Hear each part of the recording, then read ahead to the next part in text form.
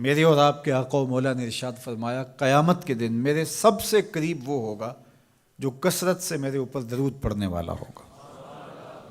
تو یہ حضور کی قربت کا ضامن ہے درود، تو اس لیے اپنی اولاد کو حضور علیہ السلام پر درود پڑھنے کی ترغیب دو۔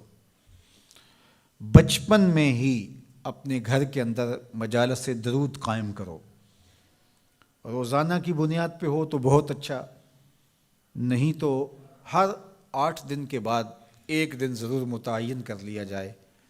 جمعۃ المبارک کے دن کثرت کے ساتھ درود پڑھنے کی ترغیب دی گئی ہے، اور فرمایا اس دن فرشتے حاضر ہوتے ہیں۔ تو حضرت ابو درداء رضی اللہ تعالی عنہ نے عرض کی یا رسول اللہ صلی اللہ علیہ وسلم، آپ کی حیات طیبہ میں تو ٹھیک ہے، لیکن جب آپ انتقال کر جائیں تو کیا اس کے بعد بھی یہ عمل جاری رکھا جائے؟ ابن ماجہ میں یہ روایت موجود ہے۔ تو حضور علیہ السلام نے حضرت ابو درداء سے فرمایا ہاں میرے وصال کے بعد بھی اس عمل کو جاری رکھنا، اور ساتھ ارشاد کیا کہ ان اللہ حرم علی الارض ان تاکل اجساد الانبیاء فنبی اللہ حی یرزق، اللہ نے مٹی پر حرام کر دیا ہے کہ وہ نبیوں کے جسموں کو کھائے، نبی قبروں میں زندہ ہوتے ہیں، ان کو رزق بھی دیا جاتا ہے۔ تو کہا کہ یہ میرے بعد بھی میرے اوپر درود کے سلسلے کو جاری رکھنا۔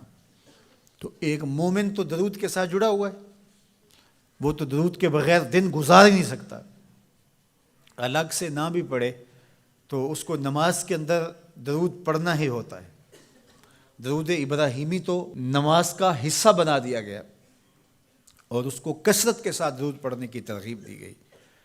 تو درود ایک ایسا وظیفہ ہے کہ جو اپنی زندگی میں جتنا زیادہ شامل کر سکتے ہو اتنا زیادہ شامل کر لو۔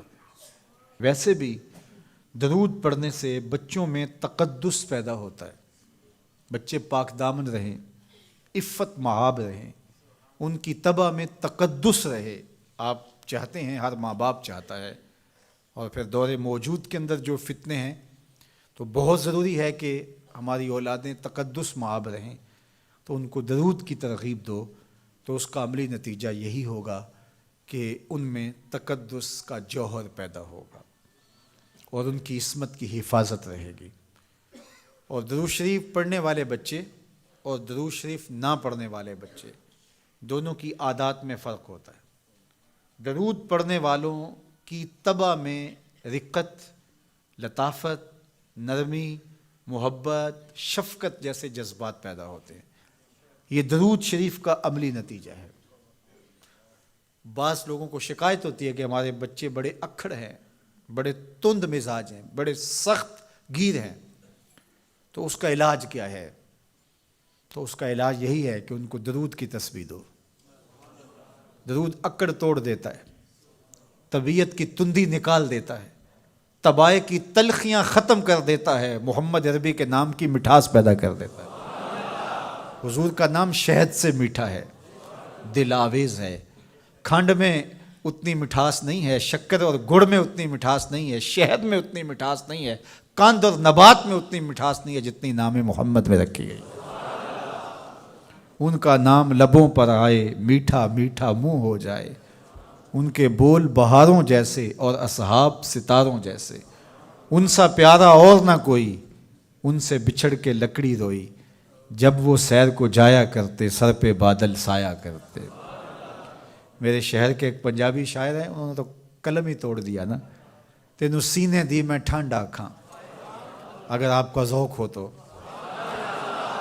تینوں سینے دی میں ٹھنڈ آکھاں، شہد گلاب تے کھنڈ آکھاں، تینوں نبیاں دا میں لاڑا آکھاں، تیرے ہجر دے وچ میں ہاڑا آکھاں۔ تو ان کا نام ہی میٹھا ہے، دل آویز ہے۔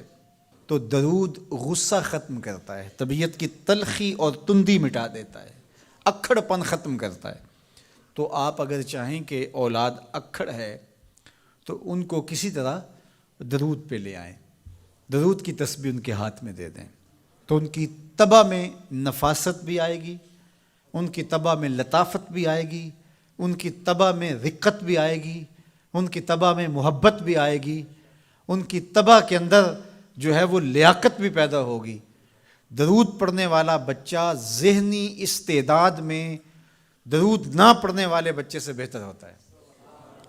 یہ بھی آپ تجربہ کر کے دیکھ لیں، دو بچے برابر ذہنی استعداد رکھتے ہوں اور ان میں سے ایک بچہ درود پڑھتا ہو اور ایک درود نہ پڑھتا ہو تو درود پڑھنے والا بچہ آگے ہوگا۔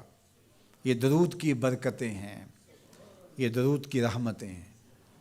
تو درود کثرت سے پڑھنا اپنی اولاد کو سکھائیں گے۔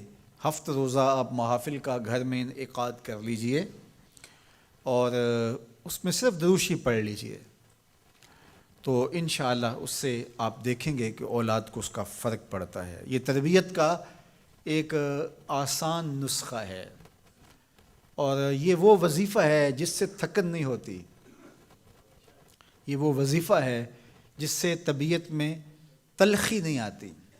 کہتے ہیں وظیفہ میں نے پڑھا ہے تو وظیفہ پڑھتے پڑھتے میری طبیعت میں یہ ہو گیا ہے، وہ بات کہتے ہیں وظیفہ الٹ پڑ گیا ہے۔ بڑے وظیفے الٹ پڑھ سکتے ہیں لیکن درود الٹ نہیں پڑھتا، درود ہے ہی سیدھا، یہ الٹوں کو بھی سیدھا کر دیتا ہے۔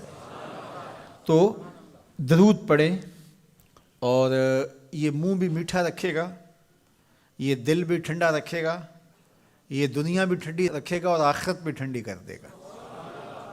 درود چراغ بھی ہے، درود کستوری بھی ہے، خوشبو بھی ہے، مہک بھی ہے، شہد بھی ہے، گلاب بھی ہے، کھنڈ بھی ہے اور سینے کی ٹھنڈ بھی ہے۔ تو درود اپنی طبع کے اندر اچھی طرح سے راسخ کر لیں اور اپنی اولادوں کی طبع میں اس کو راسخ کریں۔ اس سے آپ عملاً دیکھیں گے، میں سالوں کی بات نہیں کرتا، اشروں مہینوں کے اندر آپ فرق پڑتا دیکھیں گے۔